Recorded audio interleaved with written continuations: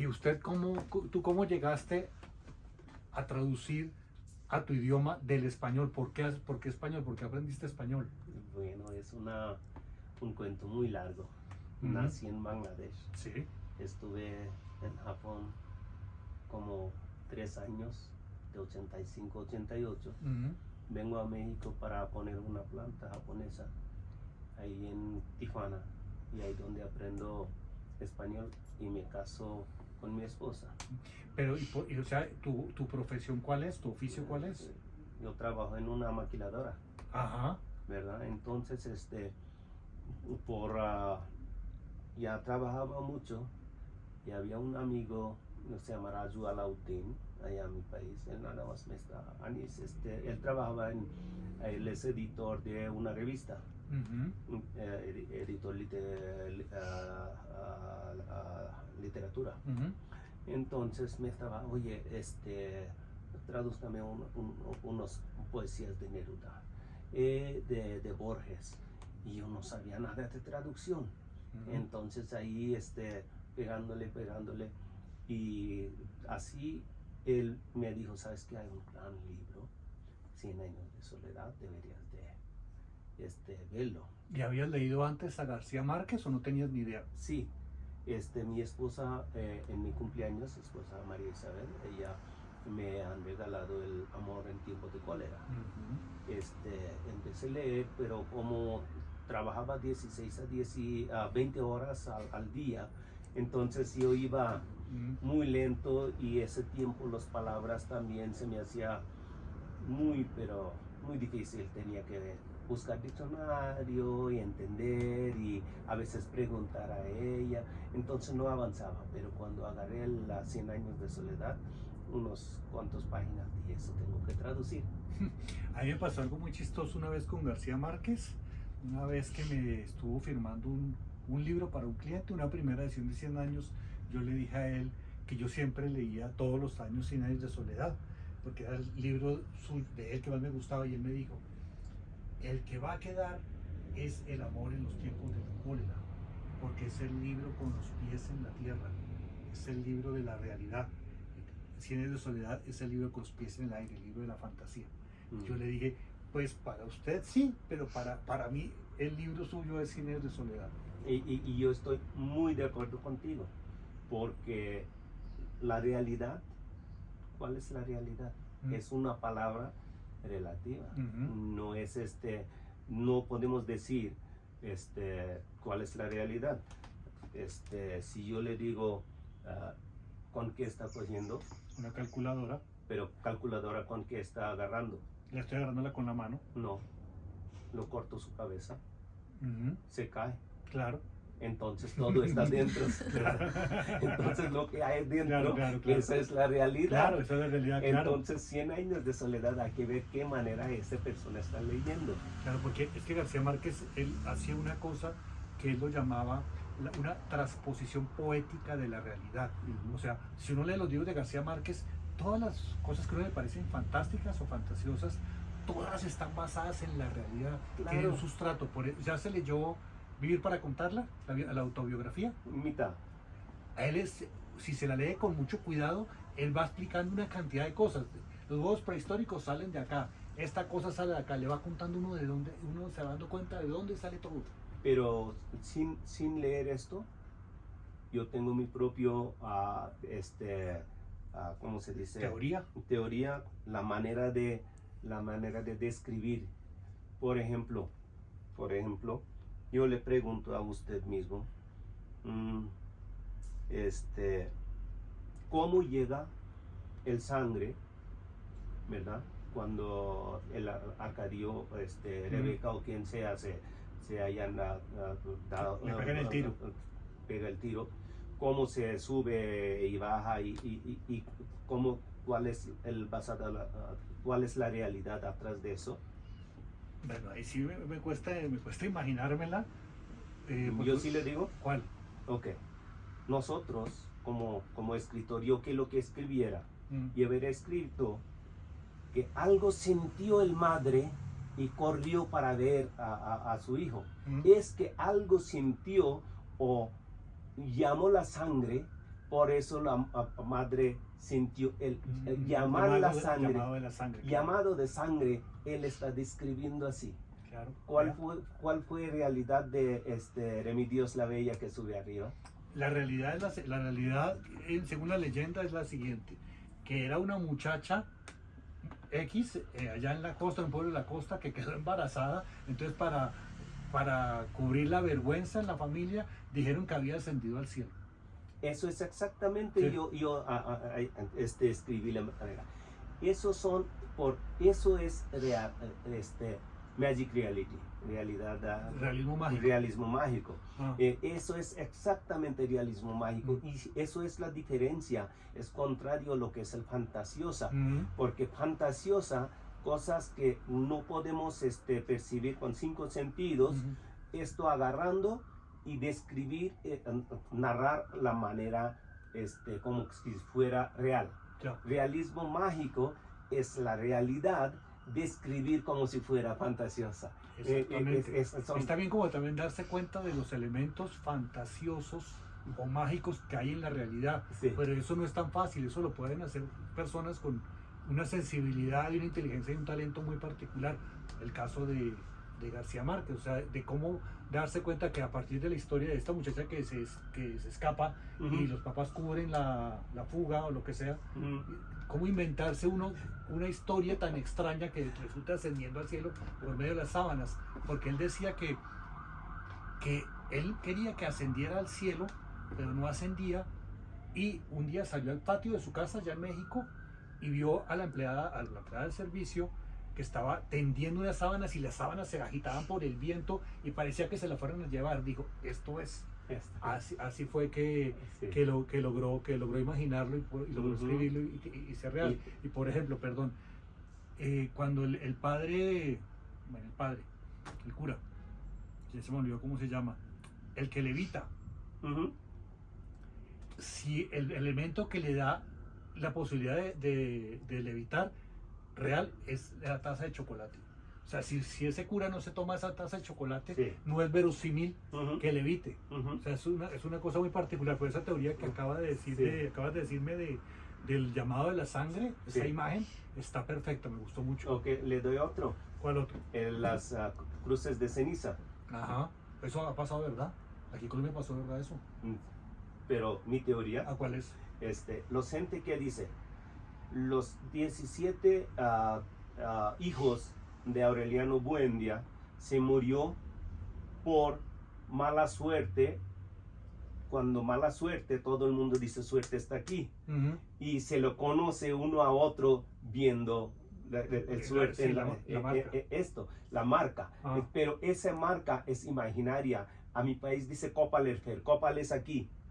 Y entonces la realidad atrás, que todos tuvieron el mismo suerte. Y eso es la manera de describir yo para poder la ceniza de...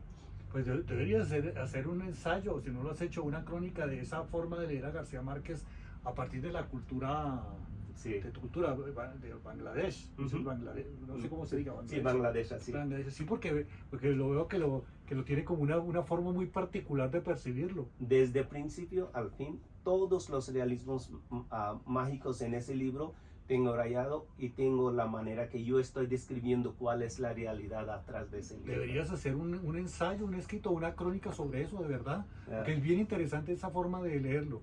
¿Y nunca conociste a García Márquez? ¿Nunca lo viste? No, nunca me dio oportunidad. ¿Usted cómo conoció? A ver, platíqueme.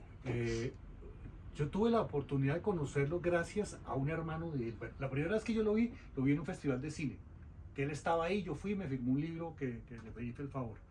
Pero yo tuve la oportunidad de conocerlo gracias a un hermano de él. ¿Cómo se llama? Se llamaba Eligio García Márquez, que él ya se murió. ¿Es el papá de Gabriel? No, Eligio tuvo 2 hijos que se llaman... Cuando uno se le da por olvidar las cosas... Porque yo conozco a Gabriel García, lo conozco el otro sobrino de Gabriel García Márquez. Sí, los hijos son Esteban... y el otro no me acuerdo cómo se llama. Bueno, pero entonces Eligio es de los menores. Entonces Eligio estaba escribiendo un libro sobre García Márquez, una investigación, y él quería en esa investigación leer los libros que había leído su hermano, García Márquez, pero en las mismas ediciones que había leído su hermano. Entonces él comenzó a buscarme para eso y comenzamos, ya nos conocíamos desde antes, a buscarnos y a buscar los libros y a hablar de García Márquez. Hablábamos todos los días, todo el tiempo, hable. Y él le habló a García Márquez de mí. Entonces una vez García Márquez necesitaba un libro sobre la Segunda Guerra Mundial, sobre la caída de París, de Dominique Lapierre y Larry Collins, pero quería la primera edición porque esa edición tiene unos mapas, unas fotos. Entonces yo lo saqué de mi biblioteca y se lo regalé. García Márquez me mandó de regalo una edición de Cien de Soledad dedicada a mí. Y ahí comenzó como ese trapicheo de que yo le conseguía cosas. Yo nunca le cobré un libro a García Márquez, jamás. Hasta que pudimos vernos, esa vez que me firmó ese 100 años, y siempre que ya la relación de cercanía fue siempre en Cuba. O sea, él yo acá nos vimos muy poquitas veces, nos vimos siempre en Cuba. Que yo voy mucho a Cuba y él pues, también pasaba mucho tiempo allá. Entonces nos encontrábamos allá y conversábamos, hablábamos de libros. Fue una vez a verme en la casa donde yo estaba, donde yo vivía allá.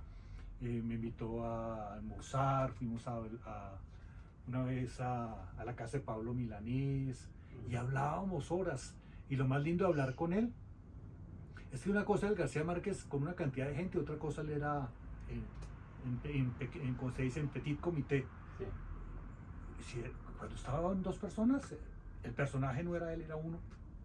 Él le preguntaba a uno todo el tiempo y escuchaba y preguntaba y le interesaba todo. O sea, lo hacía sentir uno con una comodidad impresionante, como el personaje era uno. Entonces le gustaban como los grupos pequeños para poder estar tranquilo y siempre fue muy, muy amable. Fue una persona para mí muy especial por la forma en que me trató, la forma en que me hizo sentir bien, la forma en que conversó conmigo. O sea, es una cosa de esas increíbles porque como uno sabe imaginar que un librero ahí de vendedor de libros usados va a terminar conociéndolo y teniendo una relación. Pues no puedo decir que yo fui amigo de él porque eso es una palabra muy grande, pero existí para él. Y una vez en Cuba, hablando de todo un poco, un día me dice, ajá, libro viejero. Entonces después dijo, no, mejor libro vejero como ropa vejero.